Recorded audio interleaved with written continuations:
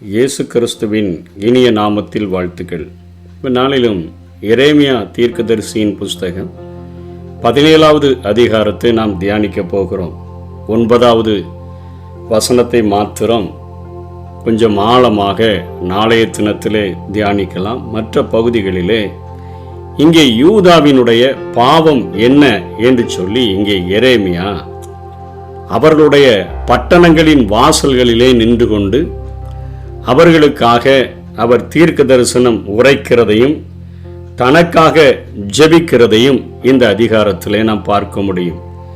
யூதாவினுடைய பாவம் இரும்பு எழுத்து ஆணியினாலும் வைரத்தினுடைய நுனியினாலும் எழுதப்பட்டு அவர்களுடைய இருதயத்தின் பலகையிலும் உங்கள் பீடங்களுடைய கொம்புகளிலும் பதிந்திருக்கிறது என்று சொல்லி இங்கே எரேமியா குற்றம் சாட்டுகிறதை பார்க்கிறோம். தேசத்தின் மிகப்பெரிய பொல்லாப்புகளுக்காக தேசத்தை எரேமியா குற்றம் சாட்டுகிறான். மக்களின் பாவம் அவர்களது இயற்கை சுபாவத்தோடு கூட செதுக்கப்பட்டது போல் ஆகிவிட்டபடியினால விக்கிரக ஆராதனையும் தீமைகளும் அவர்களுடைய வாழ்க்கையோடு ஒன்றிவிட்டன. அவர்கள் தங்கள் தேவனுக்கு செய்த துரோகத்தினால தேசத்தை இழந்து அடிமையாக போகிறார்கள் என்று சொல்லுகிறதை பார்க்கிறோம். நம்முடைய நாட்களிலே நம்முடைய பிள்ளைகள் ஒரு கட்டடத்தை கட்டினது யாரு, ஒரு ஆலயத்தை கட்டினது யாரு, அல்லது ஏதாவது அவர்கள் நினைவு கூற வேண்டும் என்று சொன்னால் கல்வெட்டுகளில அந்த பெயரை செதுக்கி நம்ம வைப்பது போல அவர்கள் செய்த பாவங்களானது இரும்பு எழுத்து ஆணியினாலும் வைரத்தினுடைய நுனியினாலும் அவர்களுடைய இருதயத்திலையும் பலிபிடத்தினுடைய கொம்புகள்லையும் அது எழுதப்பட்டுருச்சு. ஏன்னா உயர்ந்த மேடுகளின் மேலே பச்சையான மரங்கள் அண்டையில் இருந்து அவர்களுடைய பலிபீடங்களை அவருடைய தோப்புகளை அவருடைய பிள்ளைகள் நினைக்கும்படி இப்படி செஞ்சிருக்கிறாங்க. தலைமுறை தலைமுறையாக அவர்கள் இந்த பாவத்தை செய்ய வேண்டும் என்பதற்காக பாவத்தை அங்கே அவர்கள் இருதய பலகையிலையும் பலிபீடத்தினுடைய கொம்புகளிலும் எழுதி வைத்திருக்கிறார்கள் என்று எரேமியா குற்றம் சாட்டுகிறதை பார்க்கிறோம். இதற்கு முந்தின அதிகாரத்தில் எத்தியோப்பியன் தன் தோலையும் சிவிங்கி தன்னுடைய புள்ளியையும் மாற்றக்கூடுமோ? அப்படி மாற்றக்கூடுமானால் தீமை செய்ய பழகின நீங்கள் நன்மை செய்யக்கூடும் என்று சொல்லி ஆண்டவர் எரேமியாவின் மூலமாக எச்சரித்ததை நாம் பார்க்கிறோம். யோபு 19ஆம் அதிகாரம் 24ஆம் வசனத்தில் கூட அல்லது என்றைக்கும் நிலைக்க அவைகள் கருங்கலிலே உளி வெட்டாகவும் சுய எழுத்தாகவும் பதிந்தால் நலமாயிருக்கும். அதாவது கருங்கலில் உளி வெட்டாக சுய எழுத்தா பதிஞ்சிச்சுன்னா எப்படி அவர்களுக்கு பின்பாக உள்ள அவர்களுடைய சந்ததி அதை கடைபிடிப்பதற்கு அவர்களுக்கு அது எப்படி வசதியா இருக்குமோ அப்படி அவர்கள் அந்த பாவங்களை அவர்கள் இருதய பலகையிலையும் அவங்க பலிபிடத்தினுடைய கொம்புகளிலும் எழுதிவிட்டார்கள் என்று சொல்லி எரேமியா குற்றம் சாட்டுகிறதை நாம் பார்க்கிறோம். அஸ்தரோத் என்னும் பெண் தெய்வ வழிபாட்டை குறித்து தான் இந்த உயர்ந்த மேடுகளின் மேல் என்று சொல்லக்கூடிய காரியங்கள் சொல்லப்படுது. இதை நம்ம எரேமியா 7ஆம் அதிகாரம் 18ஆம் வசனத்தில் வானத்து ராணியும் வானத்து ராணி என்று பார்த்து முழு குடும்பமும் இதற்காக பணிகாரங்கள் சுடுகிறதற்கான காரியத்தை அதை செய்ததை நாம் பார்த்தோம். எரேமியா 44, 16, 17, 18 இந்த தெய்வத்துக்காக அந்த அஸ்தரோத்து என்று அழைக்கப்படுகிற வானத்து ராணி என்று அழைக்கப்படுகிற அந்த தெய்வத்துக்காக அவர்கள் பான பலிகளையும் அவர்கள் படைத்தார்கள் என்று பார்க்கிறோம். நாங்கள் உனக்கு செவி கொடாமல் கர்த்தருடைய நாமத்தில் எங்கள் வாயிலிருந்து புறப்பட்ட எல்லா வார்த்தையின் படியையும் நாங்கள் செய்து வான ராக்கினைக்கு தூபங்காட்டி அவளுக்கு பான பலிகளை வார்ப்போம். நாங்கள் எங்கள் பிதாக்களும் எங்கள் ராஜாக்களும் எங்கள் பிரபுக்களும் யூதா பட்டணங்களிலும் எருசலேம் வீதிகளிலும் செய்தது போலவே செய்வோம். அப்பொழுது நாங்கள் அப்பத்தினால் திருப்தியாகி ஒரு பொல்லாப்பும் காணாமல் வாழ்ந்திருந்தோம். நாங்கள் வானராக்கினைக்கு தூபம் காட்டாமலும் அவளுக்கு பான பலிகளை வார்க்காமலும் போனது முதற்கொண்டு எல்லாம் எங்களுக்கு குறைவுபட்டது. பட்டயத்தாலும் பஞ்சத்தாலும் அழிந்து போனோம் என்று சொல்லி அவங்க அந்த வானத்து ராணிக்கு பணியாரங்களை சுட்டு பானபலிகளை வார்த்தாதான் அவருடைய வாழ்க்கையில ஒரு திருப்தி கிடைத்ததாகவும் அதை விட்டு விட்டாங்க அப்படின்னு சொன்னா அவங்களுக்கு நிறைய பொல்லாப்புகள் வந்ததாக அவர்கள் குறைவுபட்டதாக இஸ்ரவேல் ஜனங்களே சொல்லுகிறதை பார்க்கிறோம். எத்தனை கொடுமையான காரியம்!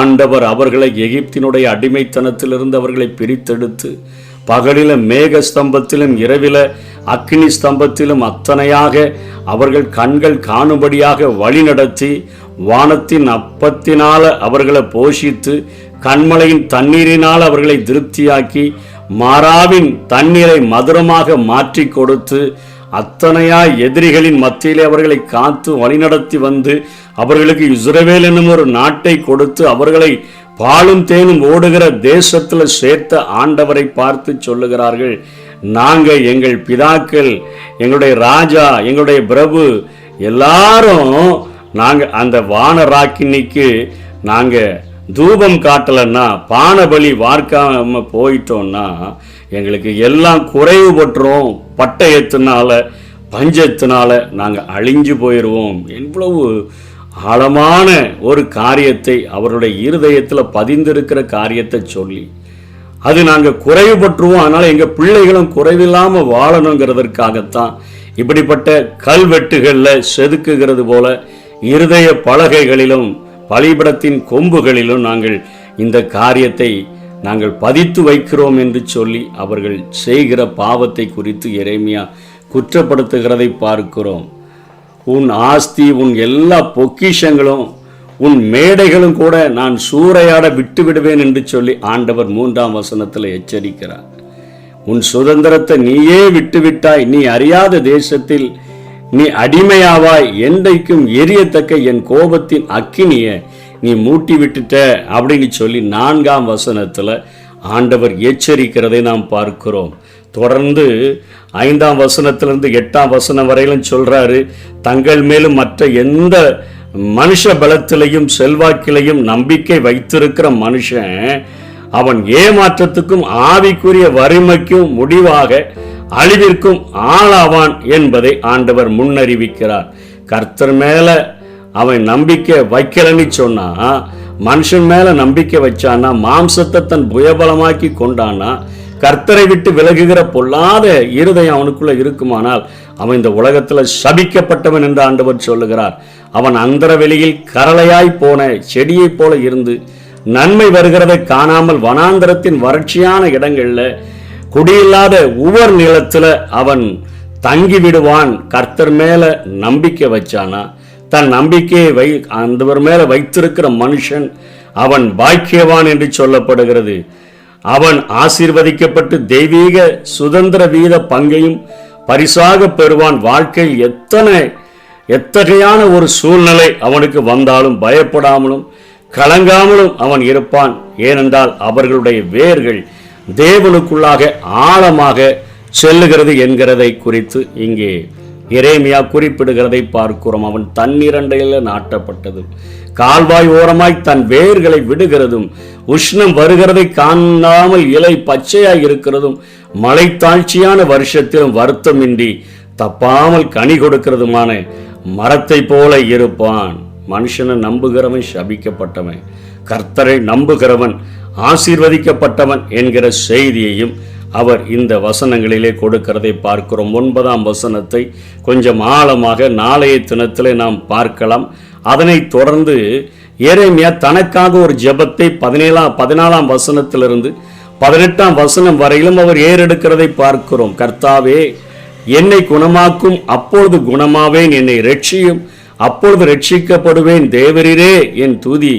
இதோ அவர்கள் என்னை பார்த்து கர்த்தருடைய வார்த்தை எங்கே, அது இப்பொழுது வரட்டும் என்கிறார்கள். துன்பமும் எதிர்ப்பும் இருந்த சூழ்நிலையின் மத்தியில் தன்னுடைய தீர்க்க தரிசன ஊழியம் தொடர்ந்து நடக்கும்படி தேவனுடைய கிருபை அவனுக்கு உதவ வேண்டும் என்று சொல்லி இங்கே எரேமியா ஜெபிக்கிறதை பார்க்கிறோம். மக்களும் கள்ள தீர்க்கதரிசிகளும் அவனுடைய தீர்க்க தரிசனங்கள் அச்சமயம் இன்னும் நிறைவேறாமல் இருக்கிறதுனால அவனுடைய தீர்க்க தரிசனங்களை கேலி செய்து அவனை அச்சுறுத்தி கொண்டிருந்ததை தான் நம்ம அந்த 15ஆம் வசனத்தில் பார்க்கிறோம். இதோ இவர்கள் என்னை பார்த்து கர்த்தருடைய வார்த்தை எங்கே, இது இப்பொழுது வரட்டும் என்கிறார்கள் என்கிற காரத்தையும், இத்தகைய கஷ்டத்திலும் தன்னுடைய ஊழியத்தை விட்டு விடாமல் தனது பலனிற்கும் உதவிக்கும் தேவனுடைய உதவியையே தொடர்ந்து தரும்படியாக அங்கே எரேமியா ஜெபிக்கிறதை நாம் பார்க்கிறோம். அதனை தொடர்ந்து அவர் சொல்லுகிறார், வாசல்ல நின்று கொண்டு ஓய்வு நாளை பரிசுத்தமாக ஆசரிக்கும்படியாக அந்த ஜனங்களுக்கு கட்டளை கொடுக்கிறதை பார்க்கிறோம். அவர்கள் ஓய்வு நாளை பரிசுத்தமாய் ஆசரிக்காதபடிக்கு உயர்ந்த மேடுகளின் மேல தங்களுக்கென்று தெய்வங்களை உண்டு பண்ணி கொண்டு குடும்பமாக பணியாரங்களை சுட்டு கொண்டு அவைகளுக்கு பான பலிகளை வார்த்து கொண்டு அவைகளை செய்கிறதுனால ஆசீர்வாதமாக இருந்தோம், அவைகளை செய்யாமல் விட்டு விட்டோம்னா குறைவு வருது, பட்டயம் வருது, பஞ்சம் வருது என்று சொல்லி தவறான ஒரு காரியத்தில் அவங்க பாவத்தின் கொடுமையில் ரொம்ப தூரம் போயிருந்தவர்களை மீண்டுமாய் ஓய்வு நாளை ஆசரிக்கும்படியாக அவர் பேசுகிறதை பார்க்கிறோம். 19ஆம் வசனத்தில் இருந்து 23வது வசனம் வரையிலும் அவன் பேசுகிறார். ஓய்வு நாளை பரிசுத்தமாக ஆசரிப்பதை குறித்து சொல்லுகிற வசனங்கள் அந்த அழிவை குறித்த எரேமியாவின் தீர்க்க தரிசனங்களின் நிபந்தனைகளோடு கூட அவர்களுக்கு கொடுக்கப்படுகின்றன. மக்கள் தேவனிடத்தில் திரும்பி ஓய்வு நாளை பரிசுத்தமாக ஆசரித்து நன்மையானவைகளை செய்வார்களானால் அடிமைத்தனத்திற்கு விலகி வாழலாம் என்று சொல்லி 24 26 வரையிலும் இன்னும் யூதாவுக்கு ரட்சிப்பிற்கான வழி திறந்திருக்கிறது என்கிறதை இங்கே எரேமியா பேசுகிறதை பார்க்கிறோம். நீங்கள் ஓய்வு நாளை பரிசுத்தமாக ஆசரித்தீர்கள் என்று சொன்னால், என்னுடைய சொல்லை கேட்பீர்களானால் 24ஆம் வசனத்தில் தாவீதின் சிங்காசனத்தில் உட்கார்ந்திருக்கிறவர்களும் இஸ்ரவேல் ரதங்களின் மேலும் குதிரைகளின் மேலும் ஏறுகிறவர்களுமாகிய ராஜாக்களும் ராஜகுமாரர்களும் அவர் பிரபுக்களும் யூதாவின் மனுஷரும் எருசலேமின் குடிகளும் இந்த நகரத்தின் வாசலுக்குள் பிரவேசிப்பார்கள். இந்த நகரமும் எந்தெந்தைக்கும் குடியுள்ளதாக இருக்கும். யூதாவின் பட்டணங்களிலும் எருசலேமிலும் சுற்றும் புறமுள்ள ஊர்களிலும் பென்யமீன் தேசத்திலும் பள்ளத்தாக்கான சீமையிலும் மலை நாட்டிலும் தெற்கிலும் இருந்து ஜனங்கள் சர்வாங்க தகன பலிகளையும் போஜன பலிகளையும் தூப வர்க்கங்களையும் ஸ்தோத்திர பலிகளையும் கர்த்தருடைய ஆலயத்துக்கு கொண்டு வருவார்கள்.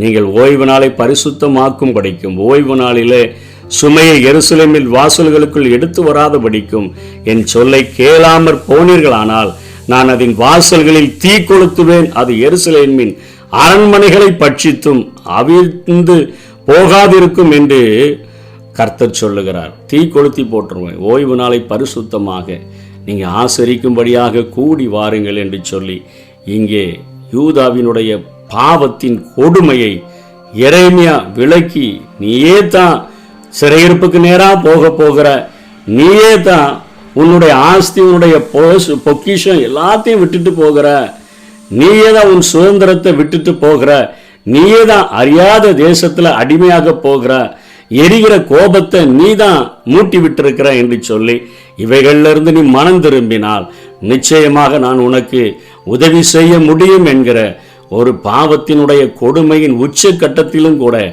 ஆண்டவர் நின்று கொண்டு எரேமியாவின் மூலமாக கதறுகிறதை பார்க்கிறோம். இன்னைக்கு நம்முடைய வாழ்க்கையில் ஆண்டவரை விட்டு மனுஷனை நம்பி அவன் மேலே நம்பிக்கையை வைத்து கொண்டு நம்ம வாழ்ந்தோன்னு சொன்னால் நம்ம சபிக்கப்பட்டவர்கள். ஆண்டவரை தவிர வேற எந்த ஒரு காரியத்திற்கு நம்ம முதலிடம் கொடுத்து அதை நம்பினோம் என்று சொன்னால் அதுவே நமக்கு விக்கிரகமாக மாறிவிடும்.